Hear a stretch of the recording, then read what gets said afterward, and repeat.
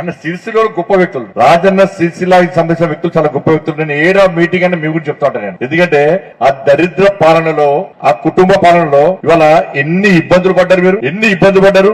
యువరాజు సిరిసిల్లకు వస్తే భారతీయ జనతా పార్టీ కార్యకర్తల దాటికి తట్టుకునే దమ్ము లేకుండా ఇలా పోలీసుల ద్వారా హౌస్ అరెస్టులు చేయించి బీజేపీ కార్యకర్తలు కేసులు పెట్టినటువంటి దౌర్భాగ్యపు ఘటనలు అప్పుడు జరిగినాయి. ఇలా నేను హోంమంత్రి అయినా ఎక్కడైనా మనం అరాచకం చేస్తున్నామా, ఎక్కడైనా ఎవరైనా బెదిరిస్తున్నామా, మనం అప్పుడెట్లున్నామో ఇప్పుడు గట్టి ఉంటాం. మనకి కొత్తగా ఇవాళ అప్పుడు నక్సలైట్లు ఈ ప్రాంతంలో హత్యాకాండ చేస్తున్నప్పుడు, దౌర్జన్యాలు చేస్తున్నప్పుడు, దోసుకుంటున్నప్పుడు కూడా నన్ను సంపద చావడానికి సిద్ధంగా ఉన్నా అని చెప్పి ఈ ప్రాంతంలో కార్యకర్తలు నక్సలైట్లు బెదిరించిన భయపడలే వాళ్ళు. దుబాయ్ పోలే, మస్కట్ పోలే, సిద్ధాంతాన్ని పక్క పెట్టి పారిపోలే. ఆ రోజు వాళ్ళు కొట్టాడారు. ఈ రోజు నక్సల్ కంటే డేంజర్ బీఆర్ఎస్ అంత ఘోరంగా పాలన సాగి. నెక్స్ట్ స్థానిక సంస్థలు ఎన్నికలు రాబోతున్నాయి. మా ఎలక్షన్స్ అయిపోయినాయి. ఇప్పుడు నెక్స్ట్ వచ్చేటి కార్యకర్తల ఎలక్షన్స్. కార్యకర్తలను గెలిపించాల్సిన బాధ్యత, గెలిపించే బాధ్యత ఈ వేదిక అందరిది, ఒక్కరి అందరిది.